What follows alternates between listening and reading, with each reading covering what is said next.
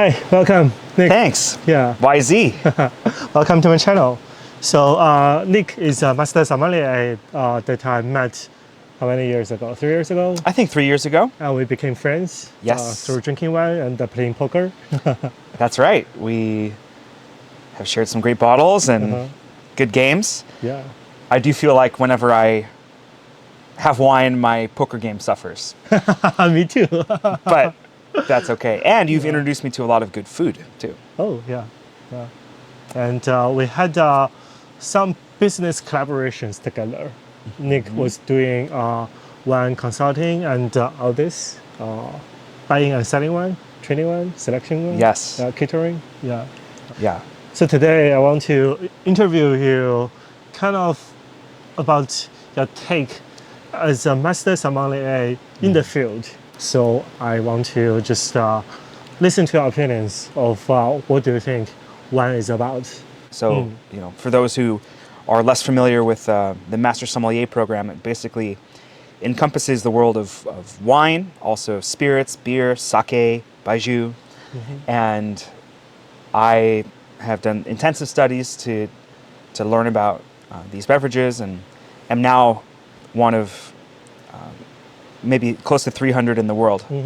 So in a way, I'm in a very select group and an expert, but I also look around at other friends who aren't even in the Master Sommelier program with knowledge and business skills and things that just make me look like a beginner. So How do those friends view you?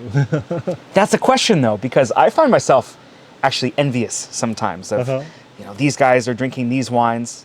And I'm sure plenty of people could look at me and be envious. And it's this thing that I think any professional person has to deal with. Yeah. Or let's say you're the CEO of Honda. Are you then going to be jealous of the CEO of Tesla, for example? Tesla or of GM or so it's these top achievers sort of looking at each other. But I feel like that's not only in the professions or in the business, just as anyone, right? You can always compare yourself to someone else at some dimension, and then you'll find someone who is better or that you are envious of, right? But I guess the motivation of growing, improving comes from looking inward, right? Like you feel satisfied or motivated doing the work every day. What motivates you to do the work is a love of the passion about the beverages instead of, I need to be better than someone else. Well, and that's a vision that I've been trying to cultivate is, it's very easy to compare to others, but ultimately, like, my biggest supporter and biggest adversary is myself. Because I have so many visions and ideas of what I want to accomplish that there's no comparing to what anyone else is doing. It's all my own world. And I think my specialty in a way is the selection that I've been building here is one of the most representative selections of wine styles of around the world. Versus some other peers might be like Bordeaux specialists and be very deep in that area. I have in the cellar right now at least 1,000 different types of wine. And with all those styles combined, I feel like I have types from every important wine region in the world. And I'm even finding new ones all the time. So that's what I take pride in. All right. I think I have two kinds of questions or two theses of questions. First is this style, this world style, right? How, like, when you select a region and you find the representative bottle of representative variety, what do you mean by being representative? Or what, like, you have, like, 1,000 bottles seems like a lot, but compared to all the bottles out there, right, it's a small proportion. Then how do you choose one variety versus the hundreds that you didn't choose? I guess this is number one. And thesis number two is you talk about your vision and your ideas.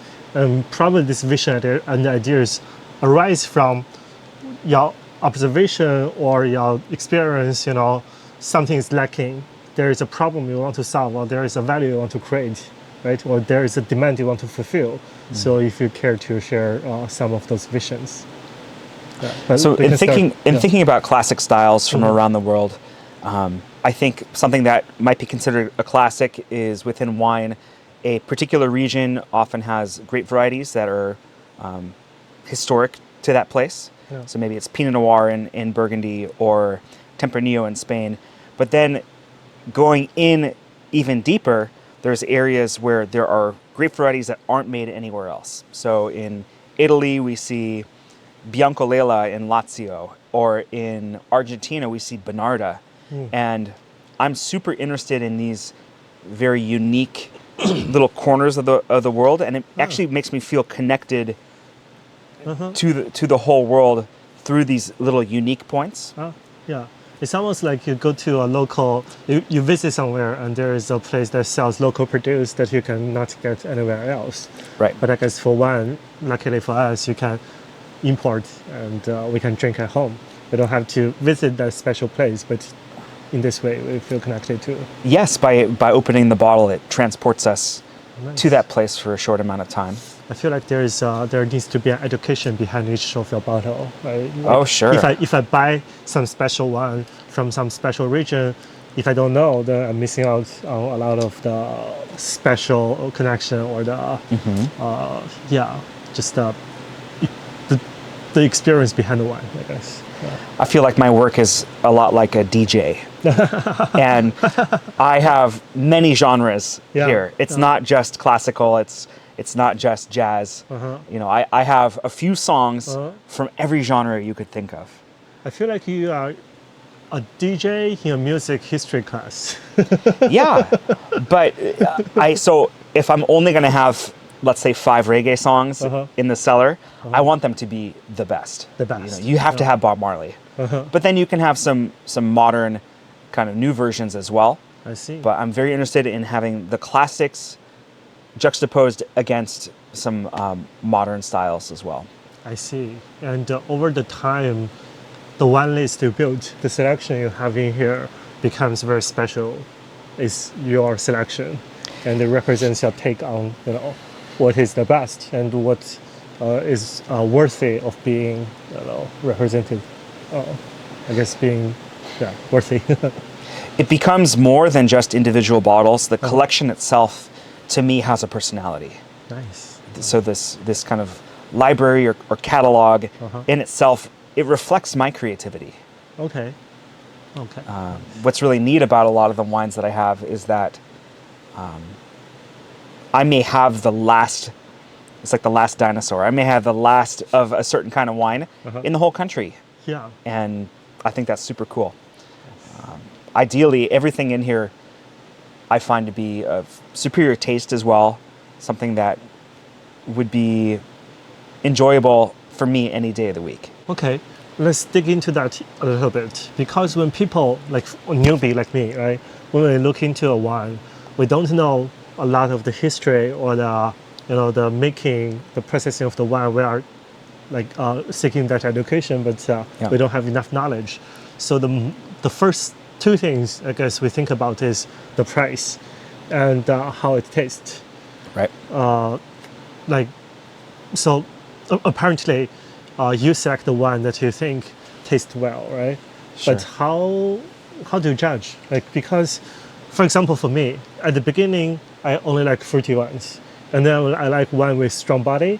And then you introduced me to the world of natural wines. At the beginning, I feel like, how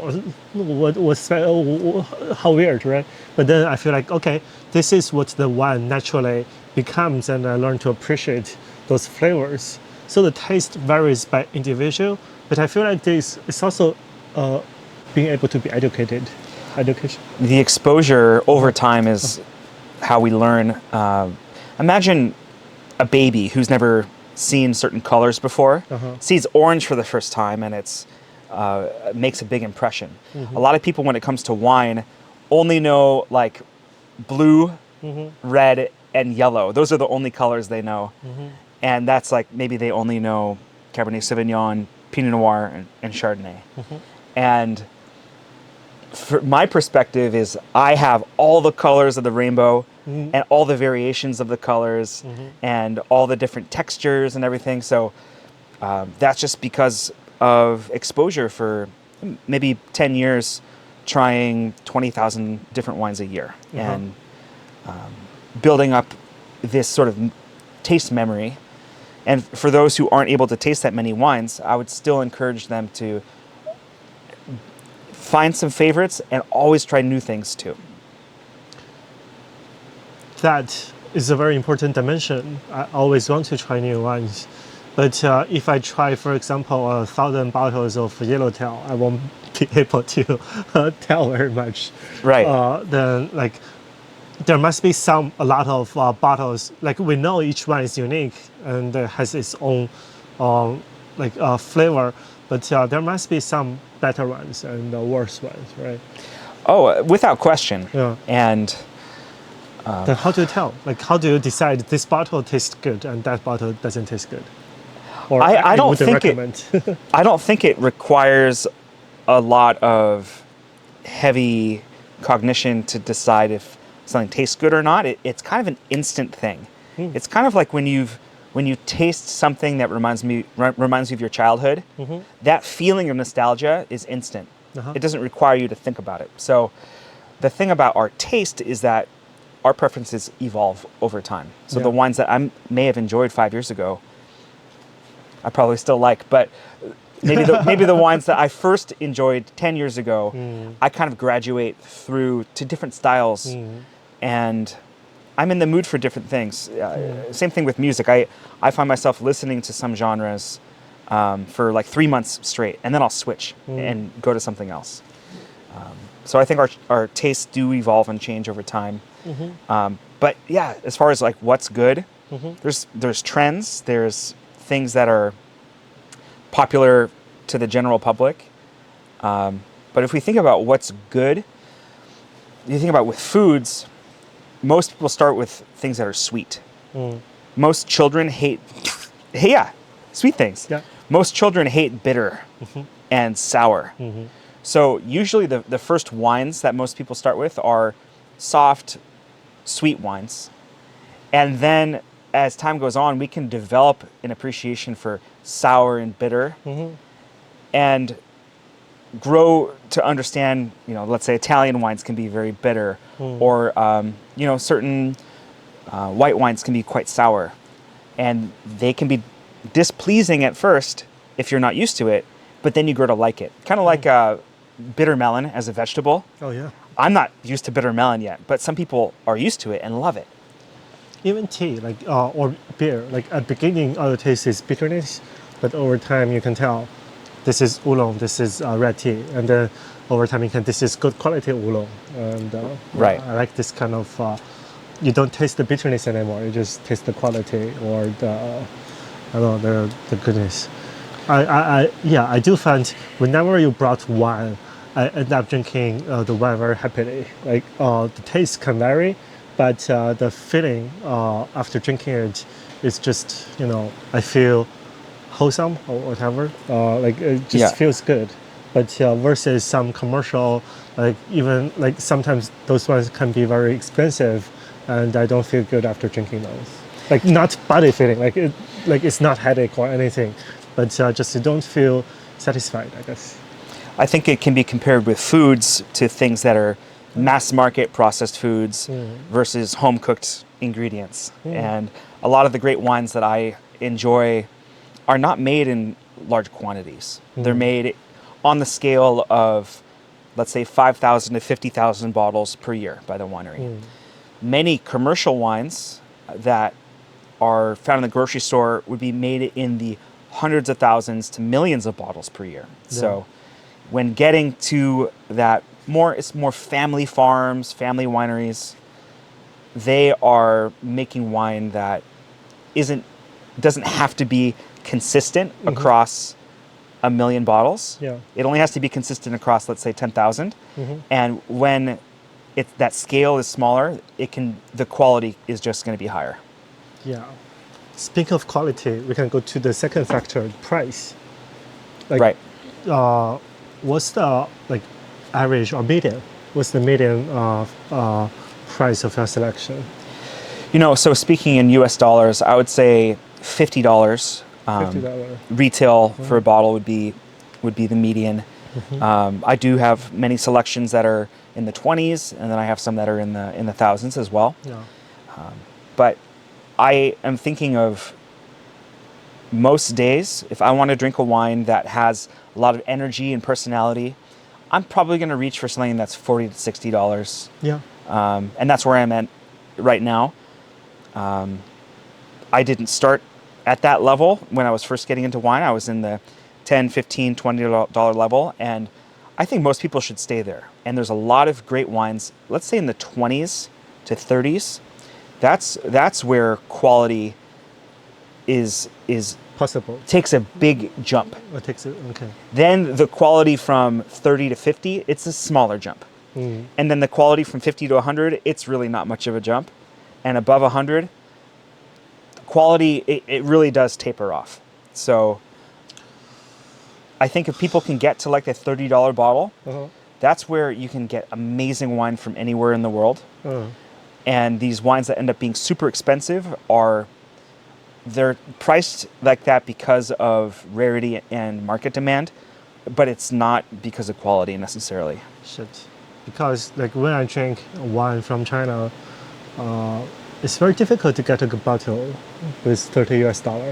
Okay. Like usually you have to go to like $80, $200 sometimes even. Yeah, I think the economics of taxes and getting the wine market demand, it's we probably have an advantage in the States, and in Europe it's even cheaper. So especially right now, right? Yeah. With the euro going down, you get half price. So let's take Burgundy for example.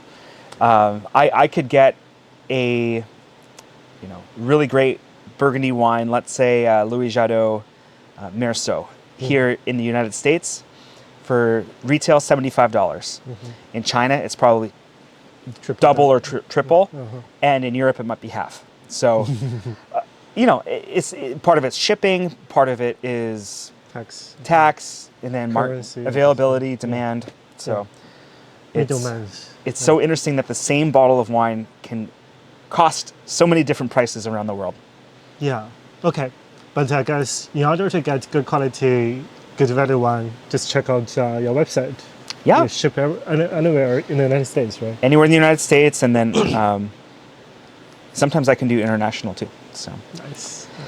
Yeah. I should bring a case back home. You should. If I can. Yeah. I don't think, the logistic is just not It's a bit complicated. Yeah. Okay. So, your style is the representative of kind of a world history of wine. Sure. And taste, quality. The oldest bottle I have right now is from 1875. 1875. Wow. Yeah, that's a Madeira wine from Portugal. Still Madeira wine. Oh yeah, and it should still be delicious. And then the youngest wine would be 2021. So, a long history there. Almost 150 years of history. So, that's pretty cool, huh? Yeah. Definitely worth checking out your wine list. Sure. Is it updated on our website? Yeah, I try to update it every week, and that's a whole task to itself. And but you enjoy doing so. I enjoy it. It's sort of my it's hard to say like my life's work, but it's something that I've become good at and keeps me energized, keeps my creativity going. Nice. Yeah. Okay, let's go to the second phase of my questions. You have been doing your own business, unlike a lot of your colleagues, and you deal with customers firsthand. You deal with shipping. You deal with importers firsthand. What do you feel like is lacking, or what do you want to fulfill? Like, where do you want to create value in this industry, other than what you have been doing right now? Yeah, I mean, I think there are all these different relationships that you've described. I have my client relationships, the different suppliers that I work with, the wineries themselves, and then kind of the broader audience of people who've never even bought wine from me, but watched the posts and have followed my journey. So I think one vision I'd like to do into the future is to somehow tie that together and offer more resources, maybe on video or audio, just how I can share what it is that I do and share my passion. I'm a bit, self-conscious, and it's not always easy for me to want to put out an idea for fear of the natural criticism that might happen. Yeah, and there is always criticism. Like, even if 100 people likes you, and it takes one criticism to destroy our mood and destroy our motivation. And we have that negative bias where if we have 99 likes and one thumbs down, the thumbs down stands out. It stands out, and it's what I might remember all day long. So I think it's important. I think any creator has to deal with that. But when I'm here in the cellar by myself, there's no one criticizing. It's just me and my work and my headphones in, and all the bottles, my little friends here. So, so I guess content is education and just introducing people to like other nice things behind. Yeah, I mean, I think it'd be interesting to talk about the wines, of course. I'd also like to talk about how I do my work. How, educate on how I developed my inventory system, or how I do the shipping, how to wrap a bottle and send it to Singapore and have it show up in one piece. How to negotiate, doing the sales part. So all these behind the scenes things that I've just had to learn on my own. There was no one that really That's true. taught me in a package deal. So that could be something that would be unique, because there's plenty of people out there who will say, oh, this is what Pinot Noir is, or this is what Chardonnay is, and how they taste. But there's not too many that tie it all together with a business mindset. I see. Maybe you can franchise that business someday. Who knows? Yeah. But I mean, I follow a lot of content creators and really enjoy whatever they have to say. And I don't always watch all their videos, and some I like better than others. But I do think that creators can add a lot of value and just expand ideas. One of the channels on YouTube that I started watching was called Wristwatch Revival. And it's this guy who takes apart antique mechanical wristwatches, cleans them, puts them back together, makes sure they're running. And I'm not going to become a watchmaker, but I really like the process. Yeah. And I think there's a lot of people who aren't even into wine who would enjoy the process of what I do. Nice. Yeah. Maybe I can just lend you my camera and we can, film all day. But editing videos, if you enjoy editing videos, then that would be great. Right? Yeah, it's a lot of work. It's not too much, but still it takes, you are already very busy, so. Yeah, well. Yeah. But if someone is interested in watching or creating this kind of content, maybe you can reach out to you. It'd be fun to partner with someone who wants to do the production side, and I could be the talking head. yeah, and they can just hide and delete all the negative comments for you. That's right. I don't have to see. I don't have to see them. Well, it's like Johnny Depp. I saw a quote that he said that he makes his movies, but he never watches his own movies. Oh, yeah. So I'd be interested to talk and make the content, but then not even watch it. Yeah. All right. And in terms of the industry, so this is you started this, and you feel like if you just tell people the process or tell people or show people what to do, it would be useful at least to you 3 years ago. It would be, and maybe I'm giving away secrets and IP, but you know what? Who cares? If you can encourage more people to be in this business, I think it's a good thing.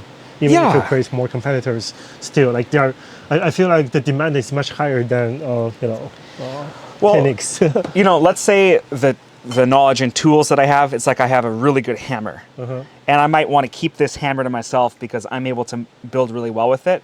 Well, just release the hammer, and ultimately, whoever works the hardest is going to build the best house. Yeah. So it's not just having the tools; it's showing up every day. Yeah. And doing it rain or shine. Yeah. So I think that's the separator. So just put the knowledge out there, and those who are willing to work, Yeah. they'll make use of it. And I'm not worried about losing something by sharing. Sure. Yeah. Sure. Okay. Yeah. Like that's one thing. And about the industry, anything else? Like you feel like there is an unsatisfied demand for wine consumers that you really want to. There are. Yeah. I think there are millions of people who are interested and eager in getting into wines. And I think there are enough wines that everyone can have. But what sometimes happens is as soon as someone gets into wine, they want to get the rare collectible wines. And I think a lot of the clients that I've seen come and go are just interested in like, oh, I have this one last bottle of something, and they want that trophy, and then they move on to the next merchant who has the next trophy. So I think I would like to encourage not just chasing the trophy wines, but getting into wine regardless of its sort of mystique. So that's like the ultra collectors who are into that, and then there's people who have never tasted wine at all, and there's a big chasm in between. The big chasm in between. I also feel this because before I met you, and Xin. Xin is the one who introduced me to the world of like finer quality but not so expensive wines. Right. And you are the one who really showed me a lot and helped me do other collections and had me really enjoy nice wines for a couple of years. But before, like without knowing you, I feel like I would be stuck in the place of drinking Whole Foods or Trader Joe or Costco wine. Yeah. And never being able to be exposed to like the good things out there. I know, and it's tricky because I ultimately don't know how to scale my business to the same reach of someone like a Whole Foods or a Costco. They have all the logistics in place and good quality wines for the masses, but I'm kind of a one-stop shop in terms of the products I can offer, but I think the knowledge I can offer could scale. But I think that if someone has the knowledge of 20 classic wines, that could be empowering.